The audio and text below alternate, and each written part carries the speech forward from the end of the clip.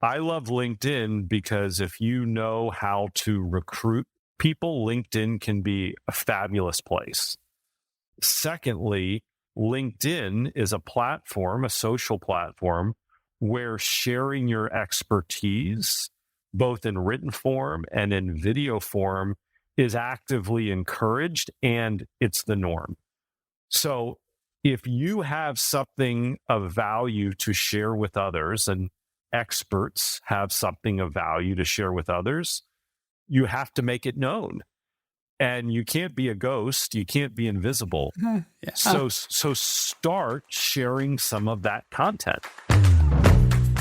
I sit down with Adam Witty, the CEO of Forbes Books, of Advantage Media, an expert in his field, published thousands of books for thought leaders and subject matter experts. You may have heard me say in the past that if you want to attract great people, you have to be attractive to great people. And one of the easiest, one of the fastest ways to do that is to become an authority, to become a thought leader, to become a subject matter expert in your field.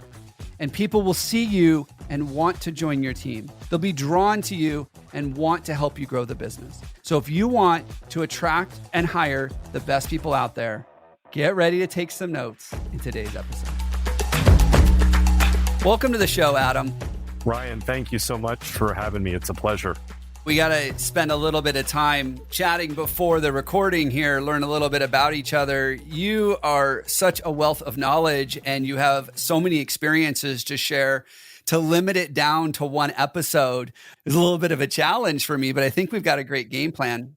I would love to know some of your experiences. You work with thought leaders, subject matter experts, people that want to be known for what they know. Is that fair? That's very fair. You've probably talked to a lot of amazing people and you've probably learned a ton of stuff out there. When it comes to being known as an expert or an authority in your space, what would you say is the thing that holds a lot of people back? Like, what's that myth about being able to accomplish that we just want to shatter right now for our listeners before we dive in? The myth is this: most people don't have the guts to grab it. And let me explain.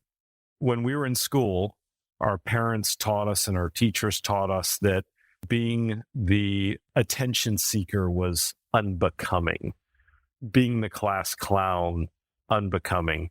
And the education system, for its goods and its bads, largely teaches people to conform and not to try to step out and or seek a spotlight for themselves. Mm-hmm. And I believe that when you have real knowledge that can help other people, you actually have a duty to share that to help other people. And so it's all about thought leadership based on impact, not ego. But, most of us, again, we've been taught as kids, like, hey, don't seek out the spotlight. And the biggest thing that we hear from business leaders that will say, I've thought about writing a book, or I've thought about creating my own podcast, or I've thought about trying to get some PR, being on TV or on radio. There's a bit of an imposter syndrome where people truly are worried that, oh my God, somebody may find out that maybe I don't know all that they think I should know. Yeah. You've got people that have been in their business and their industry for 10, 15, 20 years that truly are subject matter experts. And they look at themselves and say, well, what do I know? Who would care about what I know? And this is where you have to have the guts to grab it if you truly want some thought leadership. And I could give you a million reasons why it would be beneficial to your business, for your customers, your prospects, even your employees, to see you as an expert and an authority and a thought leader for what you do. I love what you just said there. And I haven't read this book in, I don't know, it's probably been a decade, but The 4-Hour Workweek by Timothy Ferriss. And he talks about the definition of an expert. It's when you know more than 80%, which isn't really hard to do. If you've been in your industry or you've been in your profession for even a few years, you can know more than the majority of the people in your industry or even your customers. And it was that reminder for me that becoming someone that people look up to and say, I want to follow, becoming a leader and becoming a thought leader, especially, isn't really that difficult. It's not the Mount Everest climb that I think a lot of people make it out to be. I've been in my business and my industry for 17 years. And when it comes to this very narrow niche of business book publishing, when it comes to this very narrow niche of thought leadership, marketing, and media, which is what my company does, there aren't more than 10, 15, 20 people in the world that know as much about this really narrow topic than me. And if we look at your business, Ryan, you're in this very narrow topic of process-oriented hiring and recruiting and talent retention. You're a top 10, top 15, top 20 expert in this really narrow niche. And the truth is that most of your podcast listeners are probably the same for whatever kind of business or industry that they're in. And my guess is they don't give themselves near the credit that they deserve. I hear a lot of people tell me, I can't find any good people. You know, we talk about recruiting, can't find any good people. And I want to segue into this real quick here. One of the things that we look at is attraction. How are you attracting people to join your team, to join your business? What are you doing to put yourself out there and be different, to be someone that they say, I want to join that company or I want to be a part of that team? And the reality is, if you're not attracting good people, it's probably because you're not attractive to good people. That sounds bad. You are absolutely correct. There are lots of great people, and great people are attracted to great companies. They're not attracted to mediocre or poor companies. A players want to work with other A players. All-stars want to work with other all-stars, and they want to work on and play on all-star teams. And so if you're saying to yourself or to others, I just can't find any good people, as much as this might sting, I think you have to first take a long look in the mirror and look at the company that you're leading and say, what are we doing that's remarkable that will attract top talent? And if the answer is, hey, we look like every other company in our industry or in our sector or in our community, well, that's probably why you're not attracting great people.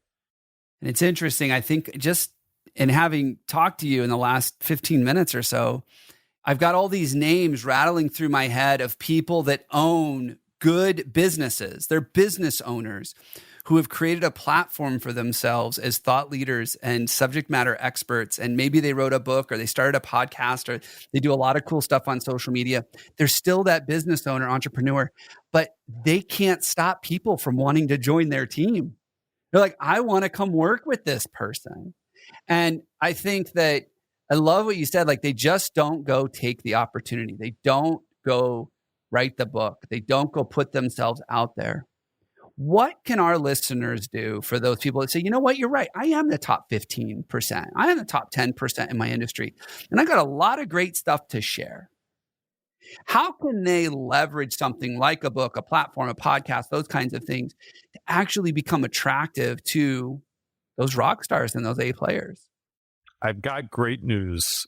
It doesn't have to be as hard and as big of an undertaking as people probably think. It can be if you want it to be that big, but let's just start with one actionable step. Start creating great content and publish it on LinkedIn. I love LinkedIn because if you know how to recruit people, LinkedIn can be a fabulous place. Secondly, LinkedIn is a platform, a social platform, where sharing your expertise, both in written form and in video form, is actively encouraged, and it's the norm. So if you have something of value to share with others, and experts have something of value to share with others, you have to make it known. And you can't be a ghost. You can't be invisible. Yeah. So start sharing some of that content. LinkedIn is a great place to start. And that can be through an article, could be through a white paper, or it could be through a video. That is an easy, actionable step every single person listening to this podcast could take. Now, then, if you want to start really dialing it up in notches and magnitudes, then you talk about perhaps I should have a podcast of my own. Perhaps I should write and publish a book. Perhaps I should engage a PR professional to help me get placed as an expert for the media who are writing articles on topics that I might know something about. But that's the more advanced stuff. If we just want to start with one simple thing, share the knowledge that you have, and LinkedIn and social platforms are the easiest and most logical place to start. And it's where the next generation of workers are. Like, that's where they're at.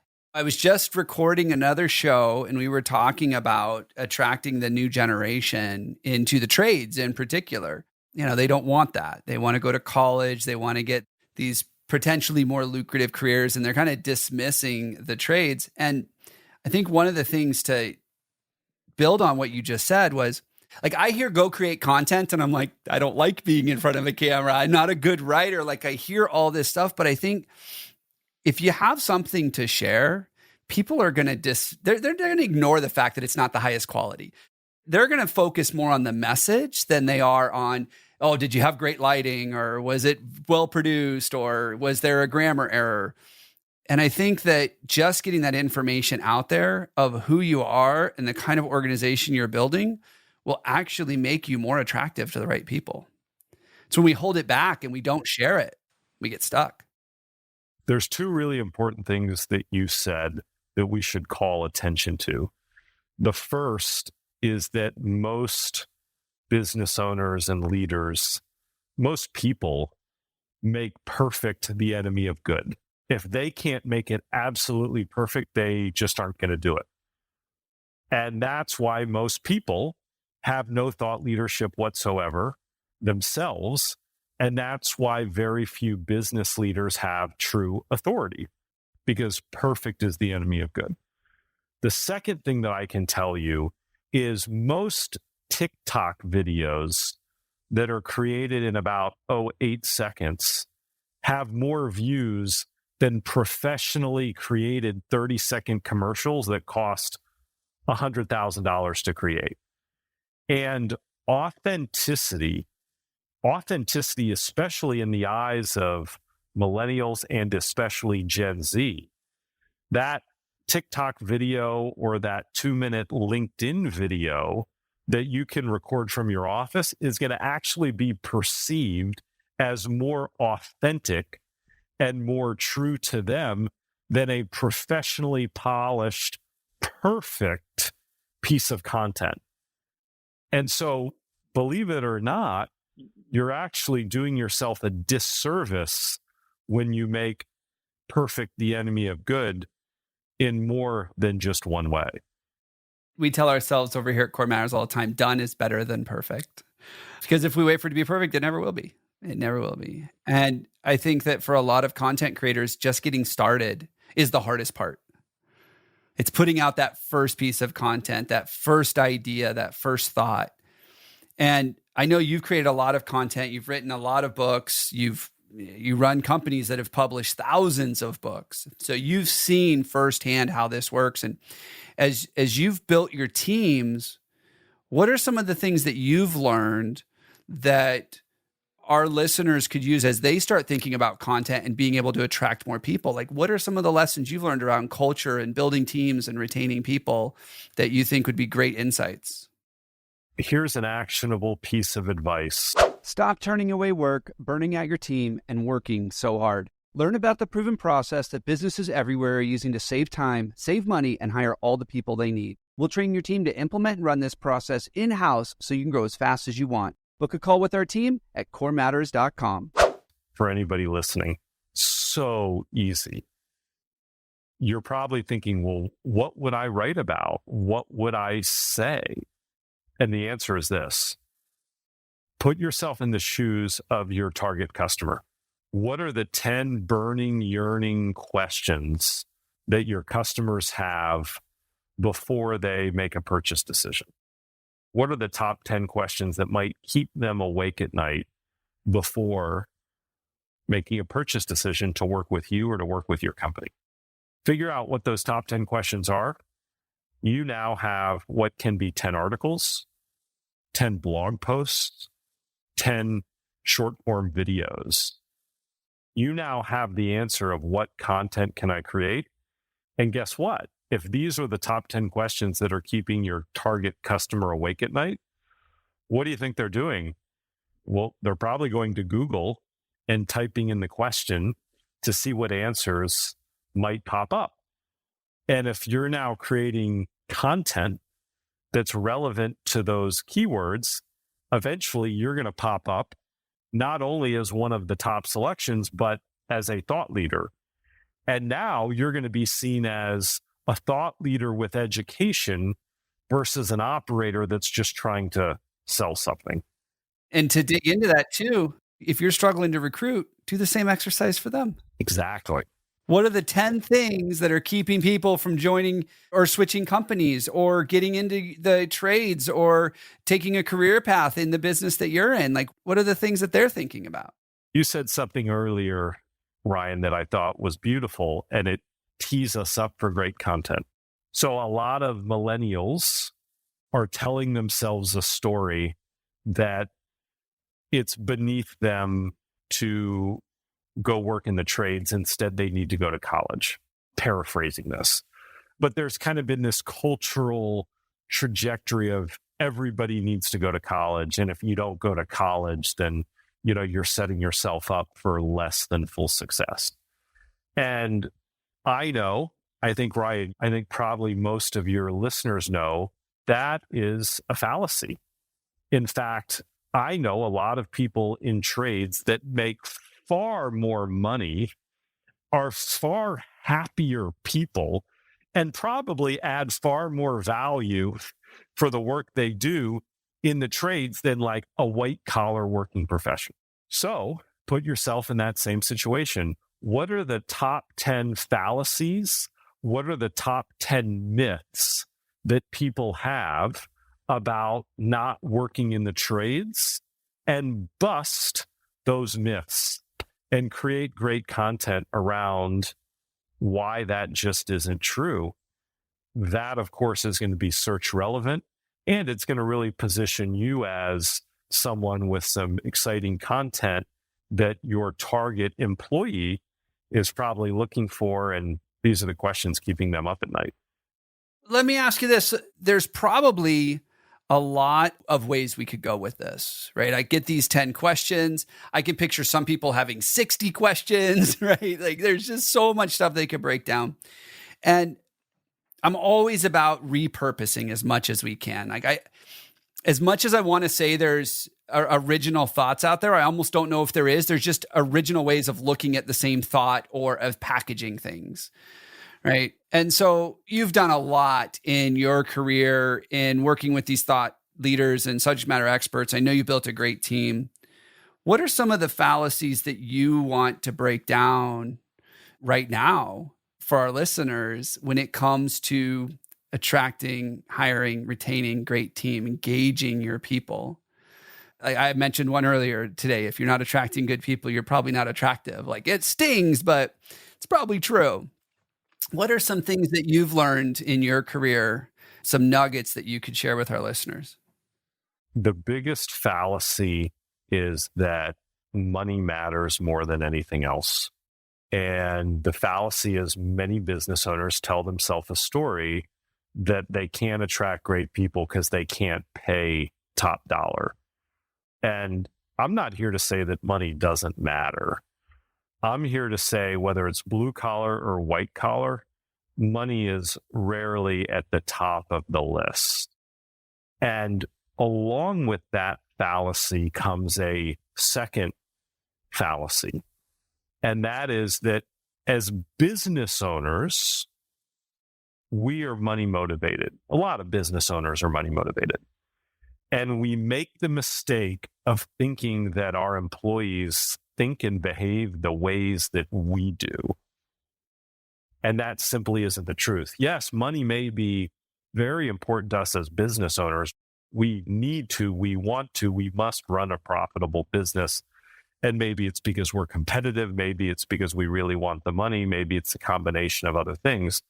But most employees, and really good employees, what they want is not what you, the business owner, want.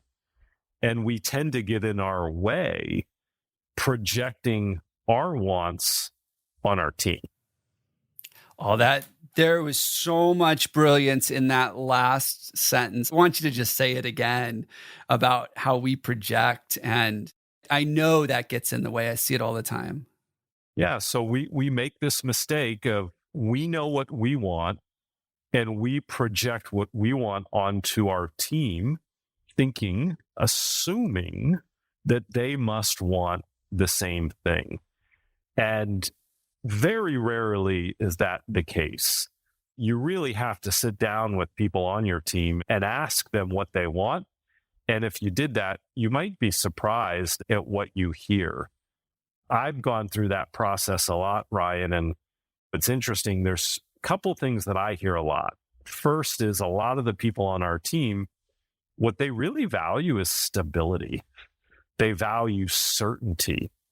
And for entrepreneurs in particular, we're very comfortable with uncertainty. Sure. And so we mistakenly think that everybody else is too. And it couldn't be further from the truth, right? So many people on my team, and probably many of the people on your listeners' teams, they would much rather trade more money for certainty and stability and knowing exactly what they can expect. The other thing that most people tell me when I say, what is it that you want? Is that they'll say, well, I want to be happy. The challenge I have with that answer is, well, if you ask 10 people to define happiness, you might get 10 different answers. And so what I've found is, okay, when people say, well, I want to be happy, then you really have to peel back the layer of onion once more and say, well, what is it that would make you happy and how do you define happiness? And candidly, one of the first things that you hear with happiness is stability and certainty and knowing what they can expect. I hear things like, I want to feel valued. And feeling valued is asking people, what do they think? Doesn't mean that you have to do what they say, but just asking people what they think is a way to make people feel included, a way to make people feel bought in. And by the way, we haven't talked about money at all, right? None of this involves money. And so those are some of the things that I would say are the biggest fallacies that I see business owners making. It's one of the mistakes that I made early in my career. The last thing that I would share in terms of top fallacies is that this idea that culture just naturally is created. A mentor of mine once said, your culture is either by design or by default. And I think of some of the companies that I love and I think have great cultures. One of them is Chick-fil-A. They also have great chicken sandwiches. Another is Southwest Airlines. And when I think of those two businesses, the ownership and the leadership is very intentional of, this is what Southwest is, and this is what Southwest isn't. And we know the type of person we're attracting. And never forget that the first four letters in culture are cult. And yes, you are creating a bit of a cult to create a really great culture. And just thinking that a great culture is going to just magically bubble up if you just let it take its shape, I think that's a pretty big fallacy too. We talk a ton about being intentional about your culture and knowing what you want to create and then setting out to create it. Because if you let it create itself, there are a lot of toxic cultures out there too. Like, your company has a culture, whether you believe it or not. Is it the right one or not? Those were some great things. And I do echo that sentiment that pay is rarely the reason that people look for a new job or that people stick around. Everything we do is predicated on that. You've probably heard the phrase before, people don't leave jobs. They leave managers. Yeah. And what managers have learned is that at a certain point, you can bribe the employee enough with enough pay for it to numb the pain of working for you. 100%. The mistake that business owners make, a lot of people will use money as the scapegoat. And a lot of employees, when they leave, in our company, if somebody chooses to leave, we always try to do an exit interview to see if there's something that we learned that we just didn't know on the front end. When people leave, a lot of times they will use money as a reason why they left, but it's typically a red herring. Mm-hmm. There's typically other things that were far more important. Employees, when they're leaving, like most people don't want to punch you in the face on the way out the door. They use a pretty easy response, which is, well, this other company, they're offering me $10,000 more. And how can I turn that down? When really what they wanted to say is, candidly, Mr. Manager, like, I kind of thought you were a jerk. Yeah. And never once did you really check in with me and see how I was doing. You would drop projects on my plate on Friday afternoon and expect them to be done by Monday morning. I have a family and you completely have no regard for my personal life. That's what they want to tell you in the exit interview. But instead, they just say, well, this other company was willing to pay me more. And so the question you need to be asking when that happens is, what caused you to be open to taking that phone call or going to that interview to learn that the other company would pay you $10,000 more? What was the catalyst that started the whole thing? That's right. There's so much that we could talk about, Adam, and I can't believe that it's time to wrap up the show. I think we might have to have you back here so we can continue this conversation. And the way you articulate the ideas, I just love it. I know this is going to be a popular episode for us. I'm sure that you're an easy guy to find. I know you've got your own website. I know you've got Forbes. I know you've got Advantage Media. Like, you're probably out there, and I'm sure you're really involved in LinkedIn since you already brought it up. But I'd love to know how people can get a hold of you, how they can learn more about your thought leadership and your subject matter expertise. And if they wanted to start learning how they could become thought leaders themselves, maybe even eventually publish a book, how do they get a hold of you? And what's that process like? Yeah, two great resources online. One is adamwitty.com, ADAMWITTY.com.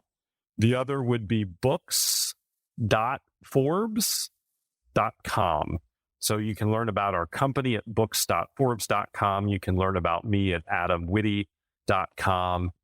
We have a number of authority resources that are available for visitors at no charge. We have an electronic copy of my book, Authority Marketing. We have our weekly Authority Insider. We have some white papers that could be very helpful in terms of helping a business owner understand how to actually go about building thought leadership, authority, expertise for themselves.